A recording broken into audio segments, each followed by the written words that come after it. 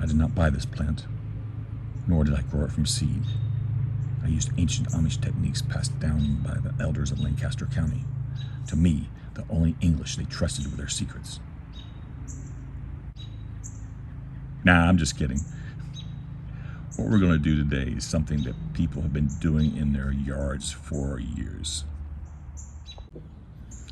Basically, we're going to be cloning a mature tomato plant by removing the suckers from that plant and applying a little bit of rooting powder. We're going to create brand new plants and hopefully have an even larger harvest of tomatoes by the end of the summer. This is the tomato plant I've been using in order to get my clones from. And as you can see, it's healthy, growing tomatoes. It's got some suckers or axillary shoots, whichever you prefer, growing on the bottom and the middle. Now, these are what we're going to be taking off today in order to create our clones. But cutting them off actually serves two purposes, not only to create the clone itself, but also to promote growth in the mother plant.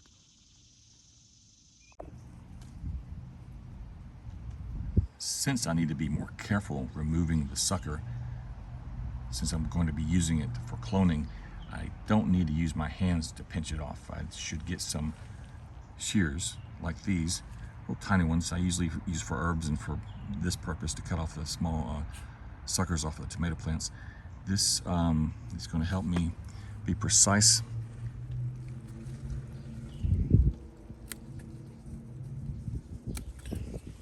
And there we go. We've got our soon-to-be tomato plant, I hope.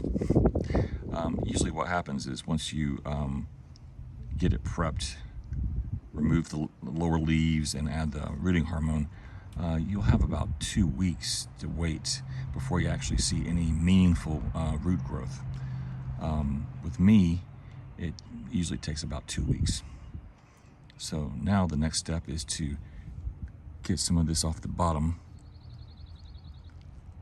Just clip it here, clip this little piece here, another little piece there. And now we have a really good clone.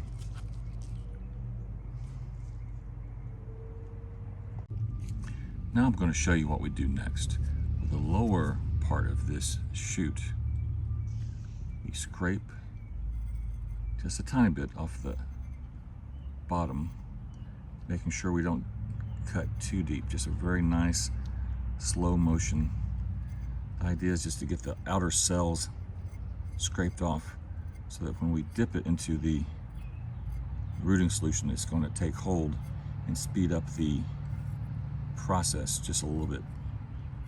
That way we don't have to wait so long for the roots to grow. So just give it a little bit more, like so. And now it should be ready to apply the rooting hormone, the rooting powder.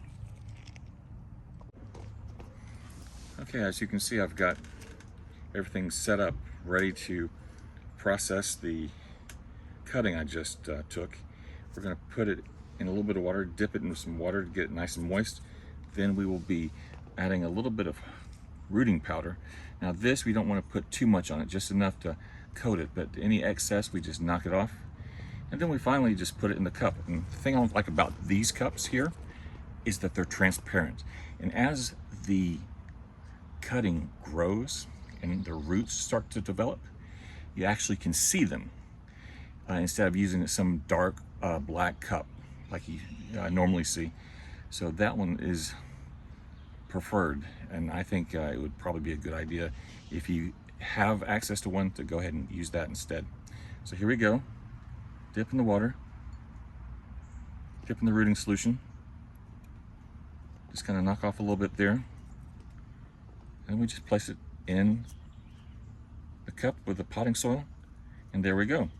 Now at this point I would go ahead and put it in the shade for several days, because you don't want this to start to wilt. It's already been stressed by the actual removal from the mother plant. So give the little guy some time to kind of get his strength back. And then after you see it popping back up, go ahead and give it a little bit of sun every day, but don't overwhelm it. Just keep an eye on it, because it can definitely dry out and shrivel if you're not careful. And we certainly don't want that after all this work.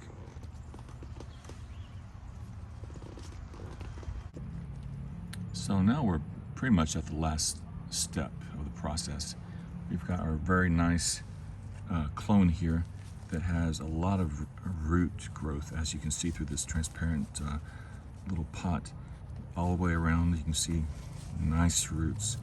So without further ado, I'm going to take this out carefully, break it apart at the bottom a little bit, and then just get these, put it in the center. There we go. Just cover it up with some soil, and there you go, basically. A brand new transplanted tomato.